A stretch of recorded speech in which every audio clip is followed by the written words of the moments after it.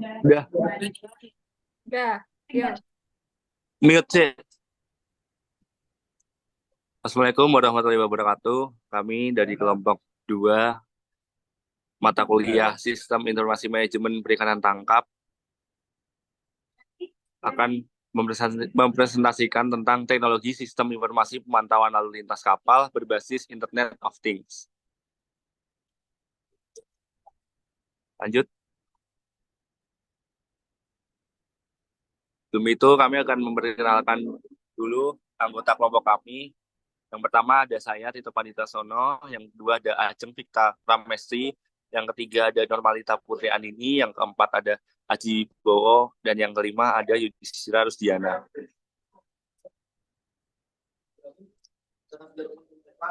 Lanjut.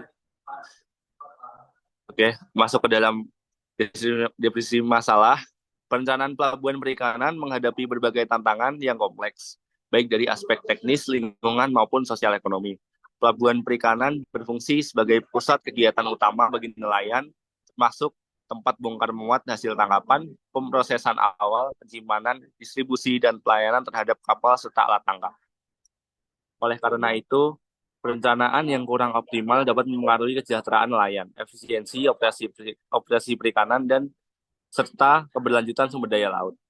Lanjut.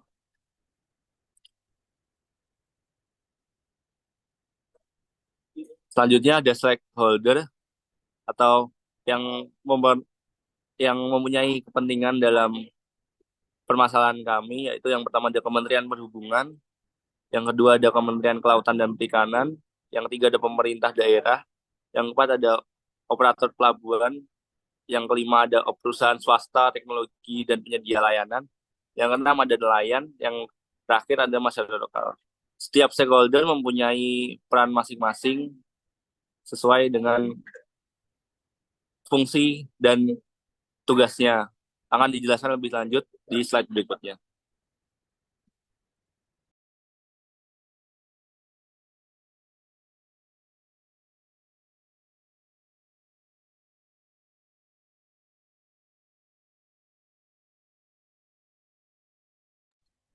Yudis. Oke, dalam memasukkan analisis SWOT, dalam slide-nya, penggunaan teknologi GIS, BIM, dan pemodelan hidrodinamika dapat meningkatkan akurasi perencanaan dan pembangunan pelabuhan, memastikan desain yang optimal sesuai dengan kondisi lingkungan dan kebutuhan operasional. Selanjutnya adalah teknologi permodelan lingkungan dan pemantauan kualitas air berbasis IoT dapat membantu meminimalkan dampak negatif terhadap ekosistem laut, memastikan bahwa pelabuhan dibangun dengan mempertimbangkan kelestarian alam. Untuk quick test-nya, dalam hal ini adalah penerapan teknologi yang canggih seperti GIS, BIM, dan sistem IoT membutuhkan investasi awal yang besar, baik untuk perangkat lunak dan perangkat keras maupun pelatihan sumber daya manusia yang memadai. Selanjutnya, penggunaan teknologi baru seringkali menghadapi hambatan dari pihak-pihak yang terbiasa dengan metode tradisional. Resistensi terhadap perubahan dapat memperlambat penerapan solusi teknologi yang lebih modern. Selanjutnya ada opportunities, yaitu pemantauan dan pengelolaan berbasis data. Penggunaan teknologi dapat mengurangi overfishing dan membantu memelihara stok ikan, menjadikan pelabuhan sebagai pusat perikanan yang berkelanjutan. Lalu ada teknologi dapat mendukung penciptaan ekosistem digital di sekitar pelabuhan perikanan, termasuk e-commerce untuk hasil tangkapan ikan dan aplikasi mobile yang mempermudah distribusi serta akses informasi bagi nelayan. Next.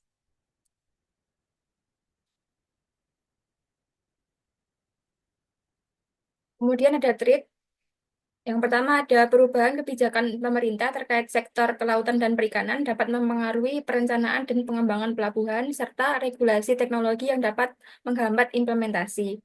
Yang kedua ada sistem berbasis IoT atau Internet of Things dan digital sangat rentan terhadap serangan cyber yang dapat mengganggu operasi pelabuhan atau bahkan merusak data penting tentang pengelolaan pelabuhan dan keselamatan kapal.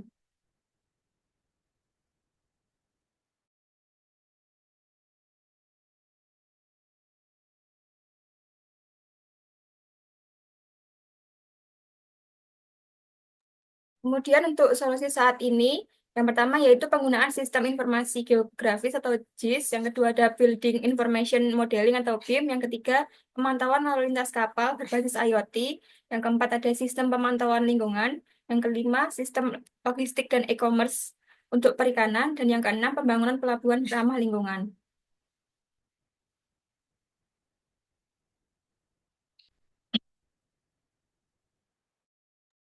Oke, yang selanjutnya adalah flowchart dari kegiatan kami atau rencana kegiatan kami. Yang pertama ada nelayan. Kegiatan ini dimulai dari pihak nelayan, kemudian dilanjutkan ke petugas pelabuhan, Syah Bandar, kemudian SIM PPP, dan juga Dirjen PRL KKP. Selanjutnya, next. Nah, ini merupakan use case dari kegiatan atau rencana dari teknologi kami yang tadi dimulai dari nelayan, di mana nelayan ini adalah sebagai objek utama, kemudian petugas pelabuhan, Syah Bandar, dan juga Dirjen ini adalah sebagai pihak yang menyetujui dan juga melakukan pemantauan terhadap nelayan, baik itu tentang perizinan maupun informasi yang lainnya. Next.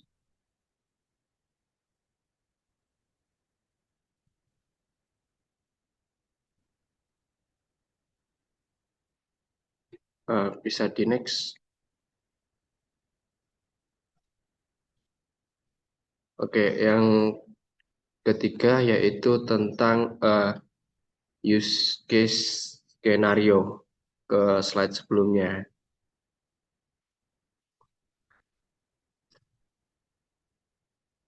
Yang pada intinya adalah ketika skenario pertama dijalankan, diasumsikan bahwa tidak ada kendala atau suatu masalah dalam posisi login, dan skenario alternatifnya adalah ketika terdapat kendala, maka akan kembali ke fitur login kembali.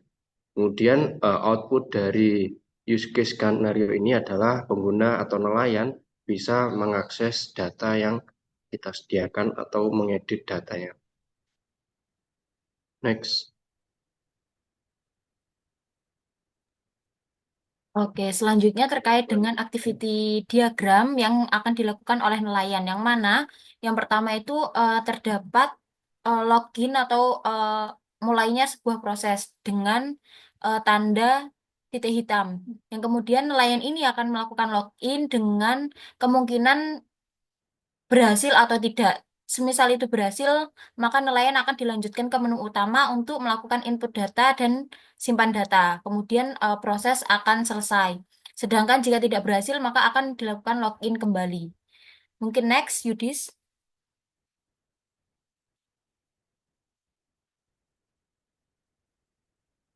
Oke, selanjutnya itu terdapat activity petugas pelabuhan. Yang mana yang pertama itu petugas pelabuhan akan login dan kemungkinan berhasil atau tidak, semisal berhasil itu akan ke menu utama dan selanjutnya akan melihat daftar permohonan login. Kemudian jika sudah diverifikasi, berhasil diverifikasi, maka akan dilakukan input data kapal, penangkapan ikan, dan akan dilanjutkan dengan upload berkas. Setelah mengupload berkas, selanjutnya akan berkas tersebut akan dicetak sebagai pengajuan penangkapan ikan untuk menangkap ikan. Sedangkan jika ditolak, ketika verifikasi ditolak, maka akan dilakukan pengeditan data kapal kembali. Setelah itu akan dilanjutkan seperti langkah upload berkas dan cetak berkas dan proses akan selesai. Kemudian lanjut Yudis.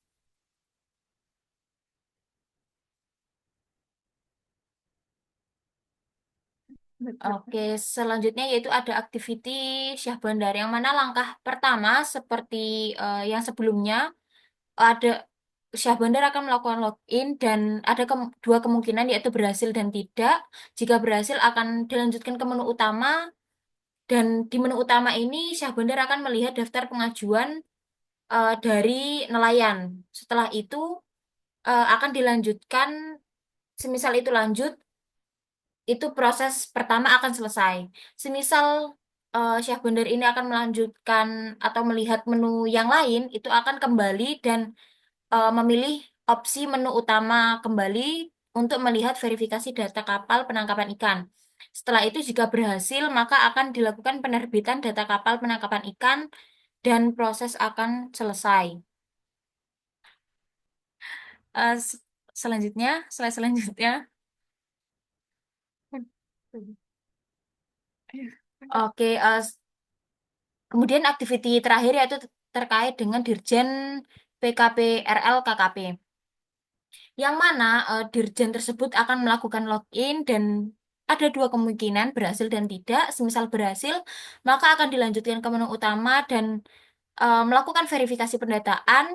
Dan jika verifikasi tersebut berhasil, maka data dari nelayan tersebut akan tersimpan di database yaitu sistem SIM PPP. Kemudian data dari database tersebut nanti itu akan digunakan sebagai pemantauan atau monitoring dari aktivitas nelayan itu sendiri.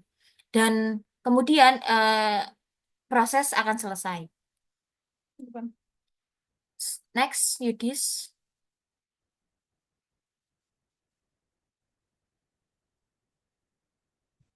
Oke, mungkin sekian dari kelompok 2. Kurang lebihnya mohon maaf. Wassalamualaikum warahmatullahi wabarakatuh. Waalaikumsalam warahmatullahi wabarakatuh.